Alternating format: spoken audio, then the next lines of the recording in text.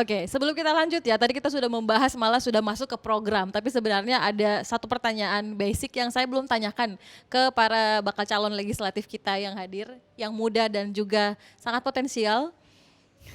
Saya belum bertanya mengapa memilih partai yang Anda ada sekarang. Kalau dari Andre bagaimana? Mengapa sampai akhirnya masuk memilih PDI Perjuangan? Jadi begini, PDI Perjuangan ini menurut kita pribadi ini. Apa karena jadi staf khusus terus jadi Tidak. orang partai atau PDI bagaimana? Perjuangan ini merupakan partai yang membebaskan orang Indonesia untuk beraspirasi. Namun ada orang talk show ini kalau PDI Perjuangan dulu 98 itu tidak berjuang.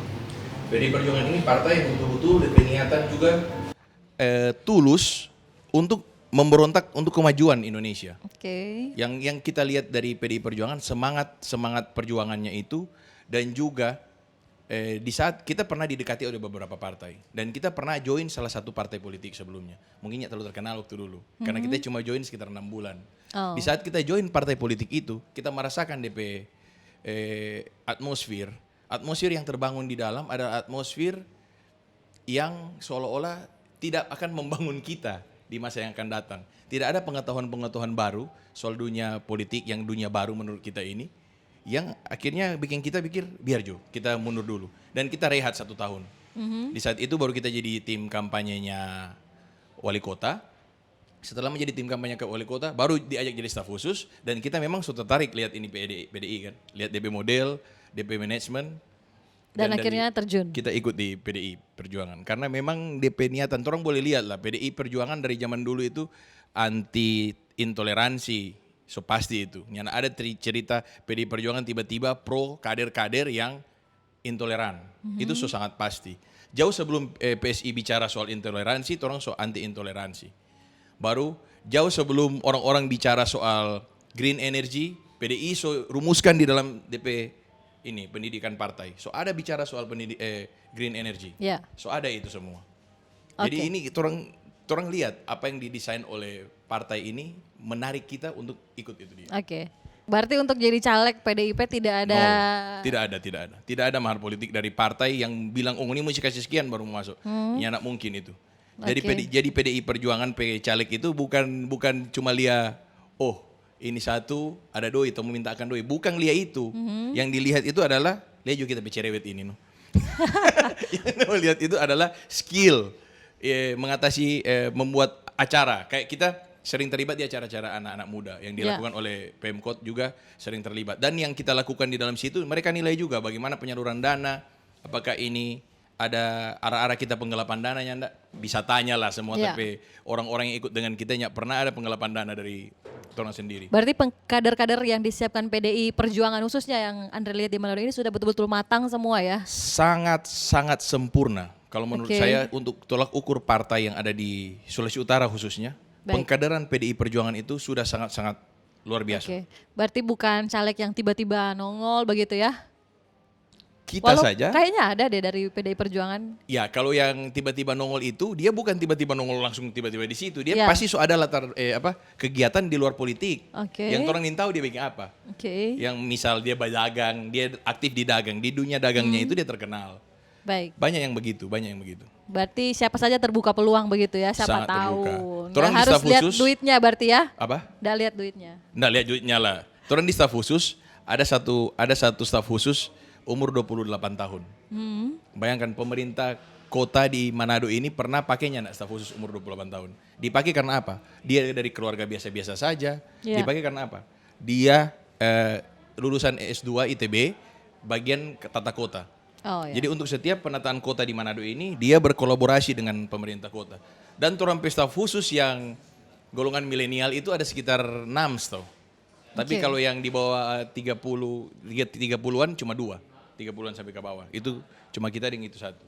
Cuma orang sudah dilibatkan. Sebelumnya apakah ada anak muda yang dilibatkan dalam pemerintahan kota ini?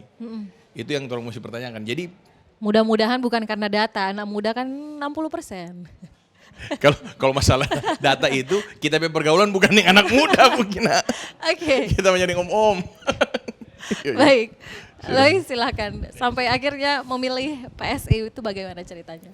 Ya, terima kasih Kak Regina. Tadi memang selama talk show saya betul-betul menikmati dan mengikuti antara samping kiri dan samping kanan saya mengenai dinamika pemerintahan dan politik yang ada saat ini.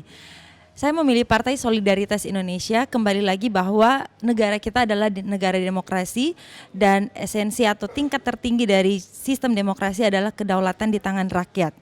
Dan kita melihat bahwa dalam sistem atau proses politik ini, di ruang inilah banyak kebijakan yang diambil dari hasil proses politik. Kenapa saya memilih Partai Solidaritas Indonesia?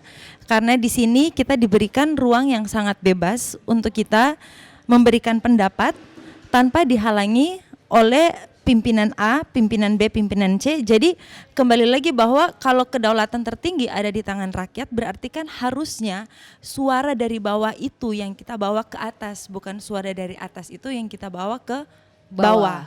Ya. Saya melihat bahwa dinamika yang terjadi saat ini dimulai dari, ya saya termasuk yang masih baru, anak muda yang saya masih 26 tahun. Tapi dinamika yang terjadi saat ini banyak sekali perubahan tentang sebenarnya apa fungsi dari partai politik itu, apa fungsi dari DPRD itu, karena perubahan yang seharusnya dari bawah ke atas malah berubah dari atas ke bawah. Mungkin perbedaan atau ya antara sisi kanan dan kiri saya tadi adalah sebuah perubahan dinamika yang terjadi ya, karena mungkin seperti tadi katakan bahwa PSI adalah partai yang masih baru, kemudian partai PDI Perjuangan, partai yang secara manajemen dan lain sebagainya sudah manajemennya paling bagus dan lain sebagainya.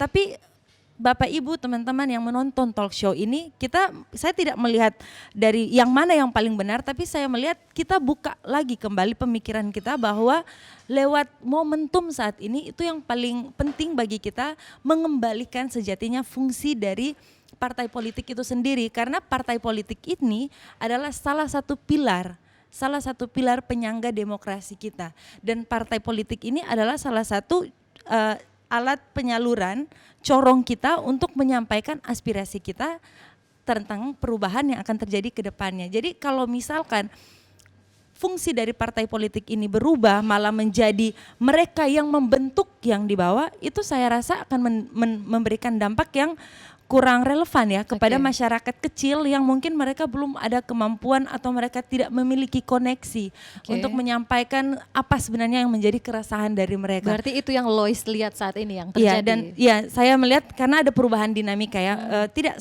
namanya politik penuh dengan dinamika, dan saya melihat bahwa Bapak Ibu kita gunakan momentum 2024 ini sebagai momentum yang paling tepat untuk kita betul-betul cerdas melihat fungsi dari partai politik itu, dan tentu juga melihat dari tokoh-tokoh yang sebelumnya sudah pernah diberikan tanggung jawab untuk berada di ruang parlemen itu sendiri. Jadi ya jangan sampai kita hanya melihat dari siapa yang paling berkuasa, siapa yang paling baru, siapa yang paling banyak memberikan bantuan dan lain sebagainya, atau perubahan program pemerintahan dan lain sebagainya. Kita jangan melihat itu kembali. Kita harus mengingat bahwa kekuasaan tertinggi itu sebenarnya ada di tangan rakyat. Tapi kita harus ingat, kekuasaan tertinggi kalau ada di tangan rakyat dan kita tidak menggunakan momentum ini dengan sebaik mungkin, ya tentu saja kita akan kembali lagi ke cara yang lama dan akan kembali lagi berputar pada siklus yang kenapa kok begini, kenapa kok begitu, orang terlalu begini, orang terlalu begitu. Padahal kita salah menggunakan momentum itu. Kalau kita mau melihat, saya sedikit sharing, Partai Solidaritas Indonesia selalu mengangkat dua value yang paling penting adalah anti intoleransi dan anti korupsi. Bapak Ibu yang menonton ini, saya mau sharing, anti korupsi ini paling tepat kita mulai adalah dari bagaimana cara kita menentukan siapa yang akan kita pilih.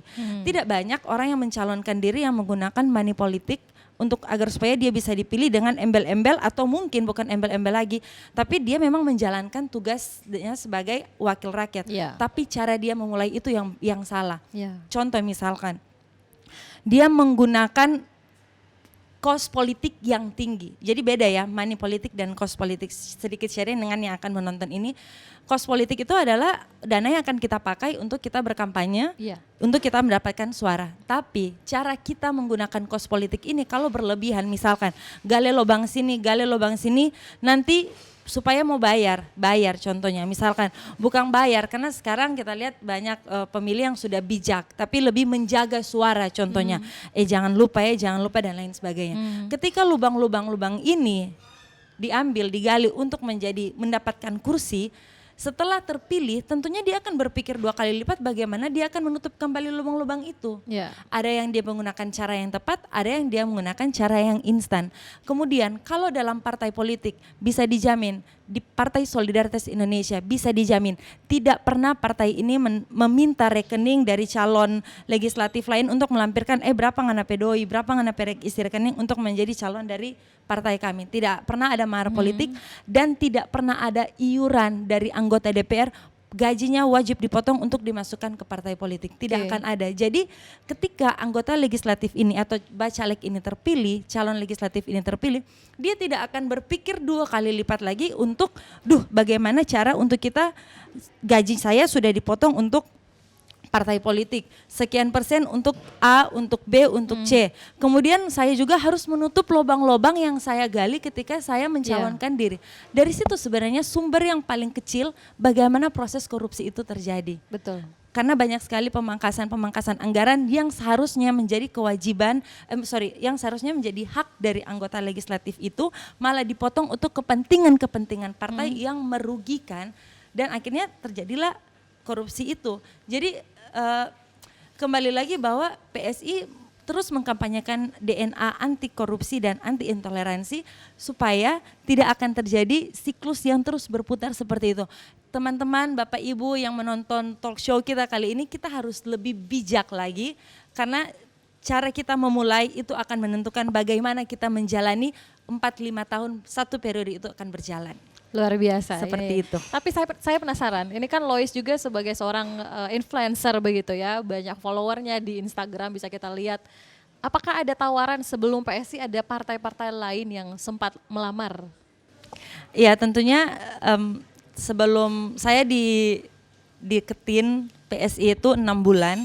Dari tahun pertengahan tahun 2022 kemarin, selama 6 bulan itu memang kenapa 6 bulan? Karena ada beberapa partai politik juga yang mau PDKT, mau meminang Lois Tangel untuk masuk ke dalam partai politik. Tapi selalu saya melihat value diri saya cocoknya di partai yang mana.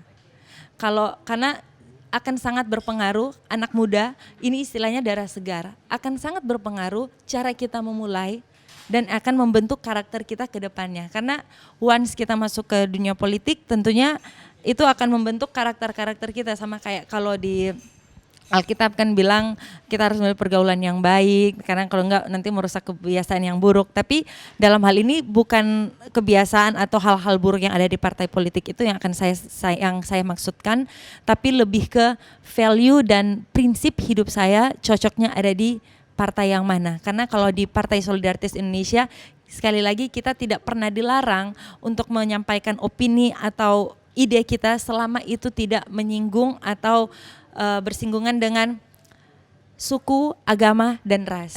Dan ya selebihnya kita diberikan kebebasan. Luar biasa. Terima kasih Lois ya. Jadi memang tadi dikatakan tidak ada pemotongan, tidak ada mahar, tapi saya dari satu sisi agak jadi pertanyaan juga kan, partai butuh juga uang agar mesin partainya berjalan. Itu bagaimana kalau dari PSI? Tapi kita jeda dulu, tetap bersama kami di Bicara Kawanwa.